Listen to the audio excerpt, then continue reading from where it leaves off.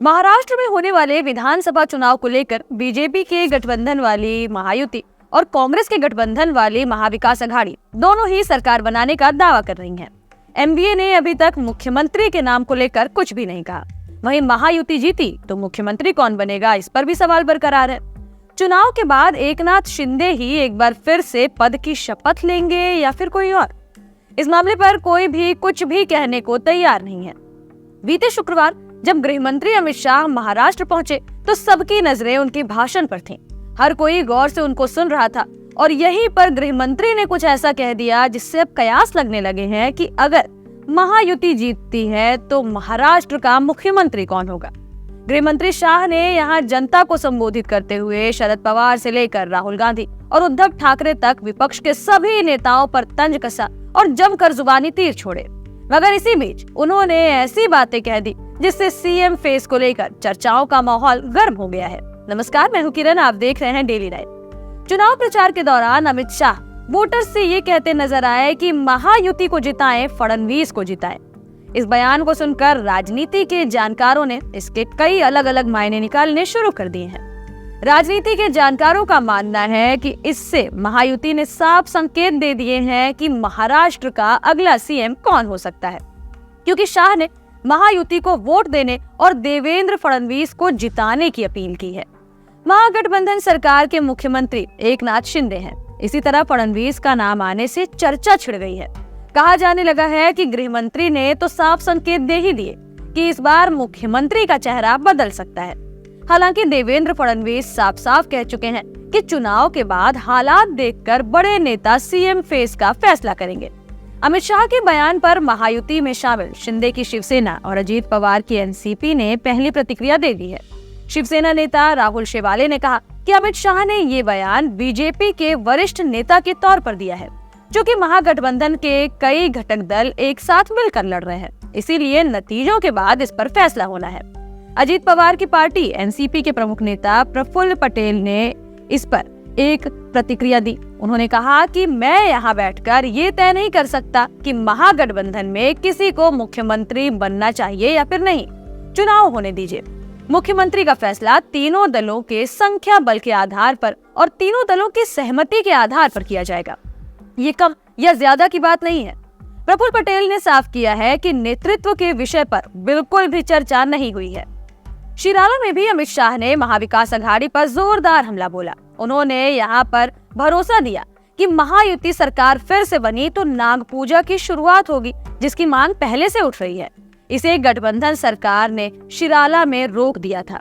अमित शाह ने यहाँ पर घोषणा की कि 32 शिरालों की नागपंचमी पारंपरिक और पहले जैसी ही होगी और नागपंचमी को विधि विधान से मनाया जाएगा।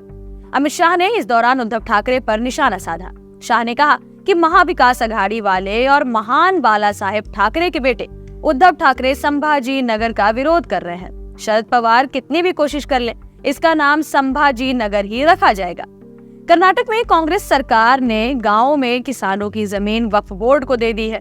महाराष्ट्र में दोबारा गठबंधन सरकार आई तो किसानों की जो जमीनें गई हैं उसे वापस लौटाया जाएगा। बीते दिन यानी 10 नवंबर को ही बीजेपी का घोषणा पत्र भी जारी किया गया है। महाराष्ट्र विधानसभा चुनाव को लेकर सियासी दलों का ताबड़तोड़ प्रचार देखने को मिल रहा है। जनता को लुभाने का दौर भी लगातार जारी है।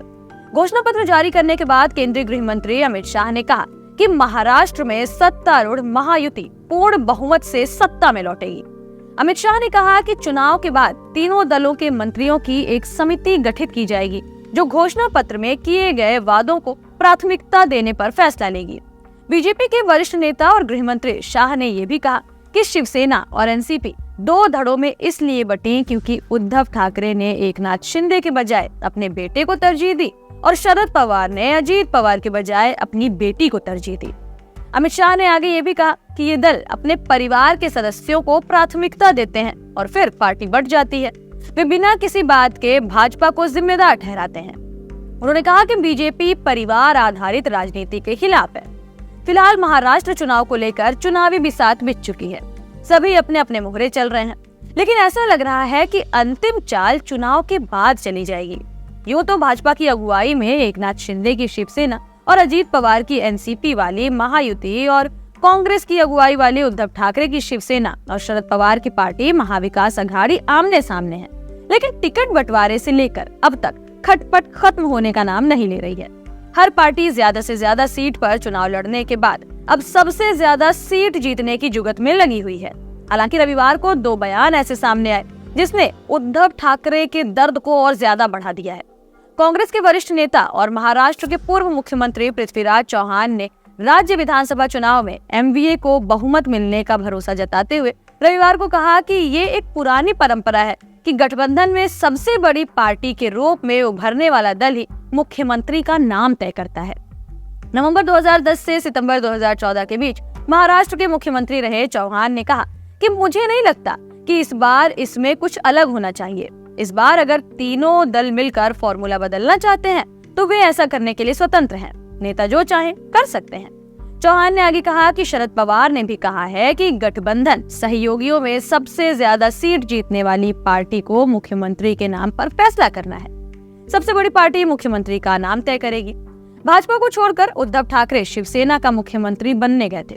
वहां पर भी शरद पवार के कहने पर खुद मुख्यमंत्री बन गए। एकनाथ शिंदे की बगावत के चलते पार्टी टूट गई, सरकार चली गई।